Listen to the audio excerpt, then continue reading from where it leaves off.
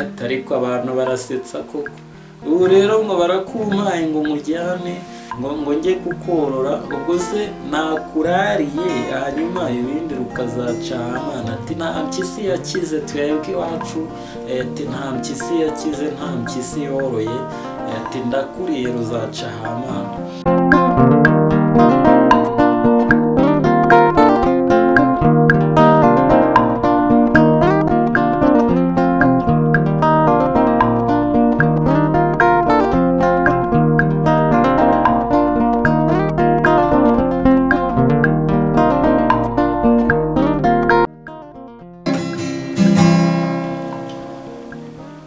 Bakunzi baraza Media TV, tubahaye ikaze mu kiganiro cyo kuri uno munsi.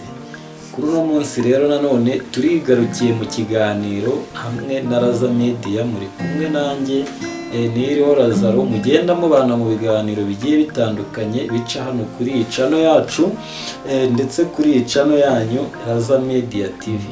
Kuri uno munsi rero tuje kuganira kuri za ngingo ziba zigiye zitandukanye, ibintu byinshi tugenda tubagezaho biba bishingiye ku bitekerezo, ndetse ibyo bitekerezo bikaba ari ibitekerezo byacu bwite.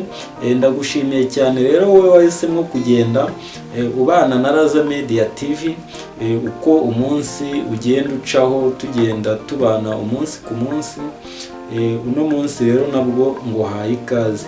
Rero nawe niba ugeze kuri channel ari ubwa mbere, nawe ngo haye ikaze, ndetse kubamaze gukora subscribe ndabibashimiye cyane. Nawe kandi utarayikora, uyu ni wo mwanya, ni nacyo gihe gikwiriye kugira ngo nawe ubashe kuba wakora subscribe. Murabibona rero ko uno munsi udasanzwe. Murabona ko twambariye gutarama, tuje kubana namwe, aho tugiye kuganira umwanya mutoya utarambiranye. Akaba ari umwanya urumviramwo ibitekerezo bishingiye ku buse cyangwa se bishingiye ku ngingo zisa nkaho ziganisha mu gusetsa, ariko bitari ibyo guseka nyine ngo birangirire aho ngaho, ahubwo ari byo kugira ngo bibashe no kuba hari isomo rimwe byagusigira.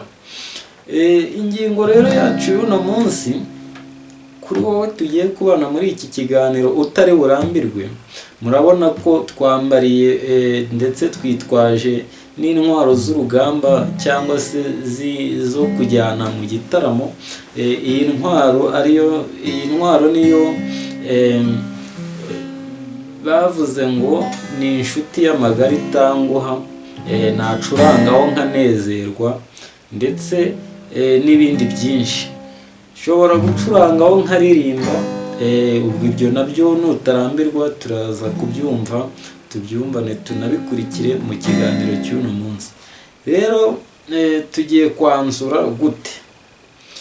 Ni ukuvuga ngo n'ubundi nk'uko tubimenyereye, tuba tugufitiye ya nkuru, inkuru ibisekeje, inkuru ibitangaje nyine, ukayumva ishingiye ku gitekerezo cy'abantu cyangwa se ku gitekerezo cy'inyamaswa zabayeho cyangwa ziriho, ariko zitari zo kuvuga izo nyamaswa nyirizina. Ubundi nitwe abantu baba bavugwa hano, nuko nyine bigeragezwa bigacishwa ku rundi ruhande kugira ngo tutaza no gukora ikosa tukavuga izina ry'umuntu runaka bikarangira bitagenze neza, kandi icyo tuba dushaka ari ukubana mu mahoro.